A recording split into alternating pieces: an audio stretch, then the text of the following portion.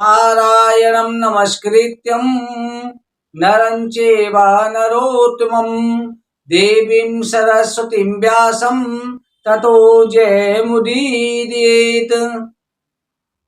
भक्तों, श्री सूजी महाराज कहते हैं कि ऋषिवरों, वैशंपायन ऋषि राजा जनमेजय से कहते हैं कि हे राजन, आज श्याम सुंदर ने सभी ग्वाल वालों से कहा कि ही ग्वाल वालों, आज हम सभी यहाँ पर गेंद का खेल खेलेंगे। सभी ग्वाल वालों को एकत्र किया गया।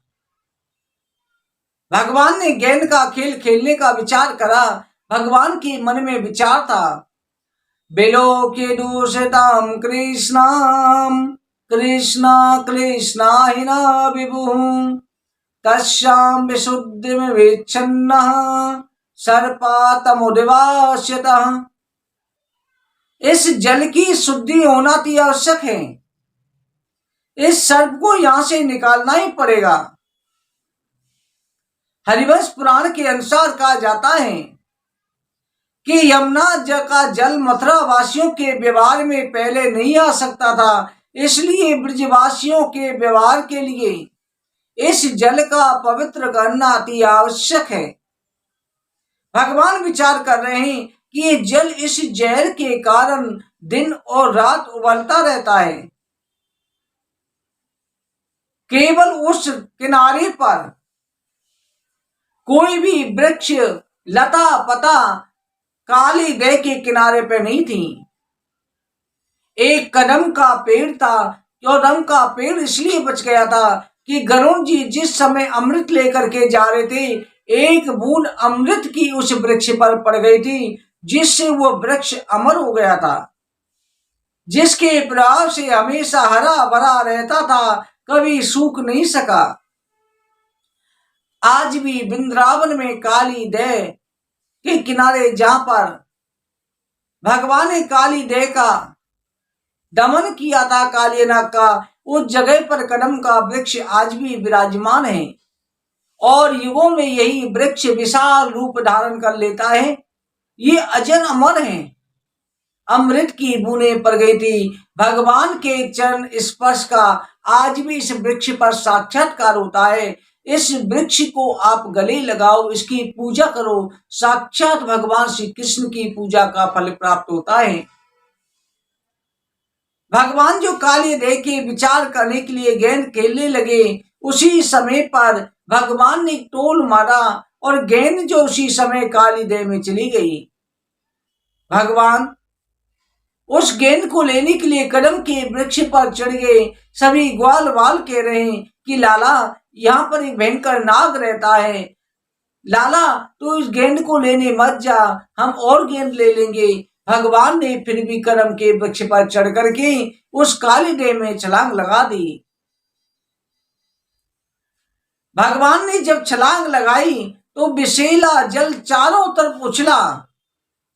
भगवान ने खुद को अपनी बाहुबंदों से, अपनी भुजाओं के बल से उस जल को मथा, इतनी जोर से मथा कि जल में उबाल आने लगे। भगवान जो है काली नाग के पास पहुंच गए। नाग पत्नियों ने जैसे ही देखा, नाग पत्नियां कहने लगी, लाला तू कौन है, बड़ा ही सुंदर है, हमारे स्वामी सोए हुए हैं, इस समय पर तुम लौट जा, नहीं तो मेरा स्वामी जो है काली नाग बड़ा ही क्रोधी है, क्रोधी तामसी स्वभाव का है, तुम्हें नष्ट कर देगा। कन्हैया ने कहा, नागिन मैं तुम्हारे स्वामी को यहां से निकालने आया हूं। इधर जो है तेनवे समाना दैतम कृष्णम सूचितया पदे भगवलक्षण में जगमोम पटिभ्याम यमुना ततम। भगवान श्री कृष्ण ने कालिय नाग को जाकर के जगाया, कालिय नाग को चरण से स्पर्श किया, कालिय नाग जाग गया। कालिय नाग का भगवान श्री कृष्ण का बड़ा ही भयंकर युद्ध हुआ। भगवान को उसने अपने पूंछ में लपेट लिया। भगवान ने आकार बढ़ा करके उसके शरीर के सभी अंगों को शिथिल कर दिया, शक्तिहीन हो गया। सभी मुख से उसके रुधिर निकलने लगा।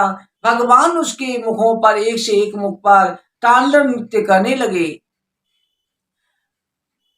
जब कालिय नाग अचेत अवस्था को चला गया, तब कालिय नाग ने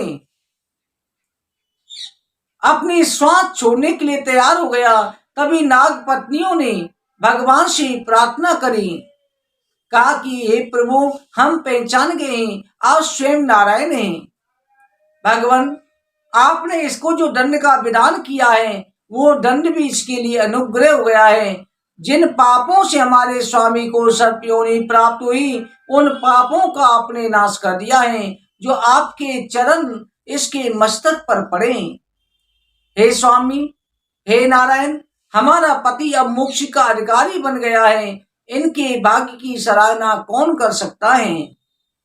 जिन चरणों के दर्शन के लिए बड़े बड़े ऋषि मुनि योगी हजारों वर्ष तपस्या करते हैं, कई जन्म बीत जाते हैं, जो चरण ध्यान में नहीं आते, वो परमात्मा के चरण हमारे स्वामी पर पड़े। नाग पत्नियों ने जब प्रार्थना करी, भगवान ने कहा कि चिंता ना करो, मैं तुम्हारे स्वामी का वध नहीं करूंगा। कालिय नाग को छोड़ दिया।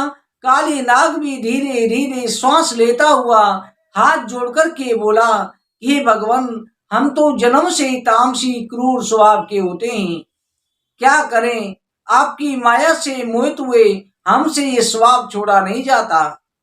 हे जगत के ईश्वर सर्वसमर्थ, आपकी इच्छा है, दंड दें या छोड़ें या माने। भगवान ने कहा, रे सर्प, सब परवाह, तुम शीघ्र यहाँ से चले जाओ, विलंब ना करो। कारण यह कि ये नदी मनुष्य पशु पक्षियों से सेवित है। तुम यहाँ से रमणदीप चले जाओ। तुम्हारे सिर पर मेरे चरणों की छाप लगी है। अब गरुड़ तुम्हारा कुछ नहीं बिगाड़ेगा। तुम्हें गरुड़ से भयभीत होने की आवश्यकता नहीं है। इधर जो है नंद बाबा सभी ब्रजवासी जमुना जी के किनारे रो रो करके बेहाल हो रहे थे। उसी समय भगवान कालिय नाग के सिर पर नृत्य करते हुए, फनों पर नृत्य करते हुए जल से बाहर आए। भगवान ने आकर के मैया बाबा को प्रणाम किया। कालिय नाग भी प्रणाम करके चला गया। नंद बाबा यशोदा मैया ने देखा, लाला को गले से लगा लिया। लाला ने स्वयं नंद बाबा मैया से कहा, मैया आप चिंता ना करें, मैं तो केवल जल के अंदर चला गया था। मैं कंस के लिए, जो कंस ने ब्रजवासियों से नील कमल मंगाए थे, वो फूल भी लेकर के आया हूं। मैया, मैंने कंस का आदेश कालिय नाग को सुनाया और कालिय नाग मुझे यहाँ छोड़ करके चला गया। आज से ये जल पवित्र हो चुका है। भगवान ने अपनी जो प्रशंसा नहीं करी। वैशंपायन जी कहते हैं, राजन, ये जल पहले बड़ा ही पवित्र था, परंतु कालिय नाग के कारण ये दूषित हो गया था। भगवान ने इसे शुद्ध कर दिया। ये कालिय नाग पहले सांबव मनवंतर में वेदसरा नामक एक मुनि, जो विंध्याचल पर तपस्या कर रहे थे, वहीं पर अश्वसुरा नाम के मुनि भी तप करने जा पहुंचे। उन्हें देख करके वेदसरा ने आवेश में आकर कहा, हे मुनि, तुम हमारी आश्रम पर तप ना करो, क्या तुम्हें तप करने को और दूसरी भूमि नहीं है। तब अश्वसुरा ने क्रोधित होकर कहा, ये तो भगवान की भूमि है, ना जाने कितने ऋषि मुनियों ने हे वेदसरा यहाँ पर तपस्या करी है। तुम सर्प के समान फुंकाते हो, व्यर्थ ही क्रोध करते हो, इसलिए सर्प हो जाओ, गरुड़ से तुमको सदा भय रहेगा। वेदसरा ने कहा, अरे ऋषिवर, तुम्हारा मनोवेग तो बड़ा ही दूषित है। तुमने साधारण सी बात पर ऐसा कठोर श्राप दे डाला। कोई के समान अपना कार्य सिद्ध करना चाहते हो, इसलिए तुम कौवा हो जाओ। दोनों मुनि परस्पर एक दूसरे को साप से देकर के दुखित हो रहे थे। उसी समय विष्णु भगवान ने प्रकट होकर दोनों को सांत्वना दी। भगवान ने वेदसरा से कहा, हे मुनिवर, सर्प होने पर भी तुम्हारे मस्तक पर मेरा चरण चिन्ह बना रहेगा, जिससे तुम्हें गरुण का भय नहीं होगा।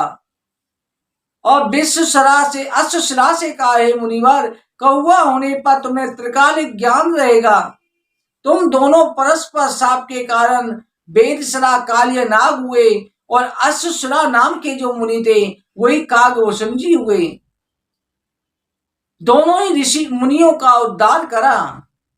ससन सर्प एवं तुम्भो वृथा क्रोधम करोसि, अति सर्पो भवम तुमि भयाते गरुणाद भयम।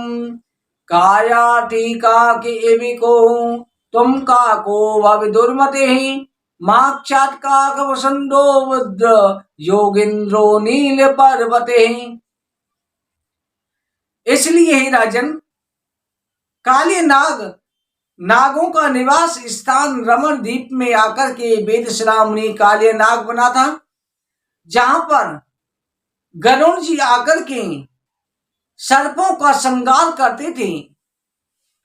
एक दिन जो है काले नाग, आज सभी नागों ने जाकर के गरुण जी से निवेदन किया, कहा कि आप नागों का संगार ना करें, हम आपको एक नाग और बलि के साथ नित्य प्रीति अर्पित कर देंगे। सभी जो है अर्पित करते थे। एक दिन काले नाग की बारी आई। काले नाग ने गरुण को बलि ना दी, उल्टा गरुण के रखे हुए सामान को खा गया। और जो काले नाग की जगह पर फिर नागों ने किसी और बुजुर्ग नाग को भेजा था, उस नाग को भी वापस भेज दिया। जब गरुण जी आए, गरुण जी ने अपनी बलि ना देखी, काले नाग के साथ भयंकर युद्ध हुआ। काले नाग गरुण की तरफ हुंकार बढ़ता हुआ दौड़ा। गरुण जी के पंख के वेग से वो घायल हो चुका था। अपनी पत्नियों के साथ रमण द्वीप को वहां से छोड़ करके भाग करके आकर के इस वृंदावन के कालीदेव में छिप गया। क्योंकि कालीदेव पर एक दिन जमुना जी किनारे सौरभ ऋषि तपस्या कर रहे थे। उसी समय गरुण आया था। गरुण ने इस वृक्ष पर अमृत की बूंदें अमृत का कलश रखा, फिर वहां पर मछलियों को खाने लगा। जब मछलियों को खाने लगा, सौरभ ऋषि ने मना किया। सौरभ ऋषि ने देखा कि मछलियों के और जो जीव हैं वो बेचारे बच्चे परेशान हो रहे हैं। गरुण को मना किया, गरुण नहीं माना। तो सौरभ ऋषि ने श्राप दे दिया कि आज से गरुण आकर के यहाँ जीव हिंसा करेगा, इस स्थान पर आएगा तो गरुण की मृत्यु हो जाएगी। उस श्राप के वैसे गरुण नहीं आता था, इसलिए कालिय नाग आकर के इसी स्थान पर छिप गया, क्योंकि ये रहस्य कालिय नाग को पता था। भगवान ने इस स्थान को आज पवित्र करा। कालिय नाग वहां से रमण द्वीप चला गया। इस तरह से भगवान ब्रज में अनेक प्रकार की लीलाएं करने लगे। आज स्वयं श्री कृष्ण ने कालिय नाग का दमन करके सभी ब्रजवासियों की उस यमुना के विषैले जल से रक्षा करी। और यमुना जी का जो जल है सभी ब्रजवासियों के पीने के लायक बहुत अच्छा सहयोग कर दिया। भक्तों, इस तरह से भगवान जो है सभी भक्तों की मनोकामनाएं पूरी करते हैं, अनेक ब्रज लीलाएं कर रहे हैं। भक्तों, आज की कथा यहीं पर विश्राम करते हैं। आगे कथा आगे के अध्याय में वर्णन करेंगे। अगली कथा वीडियो में आएगी। वृंदावन बिहारी लाल की जय। हरिवंश महापुराण की जय। जय जय श्री राधे, जय जय श्री राधे, जय जय श्री राधे श्याम।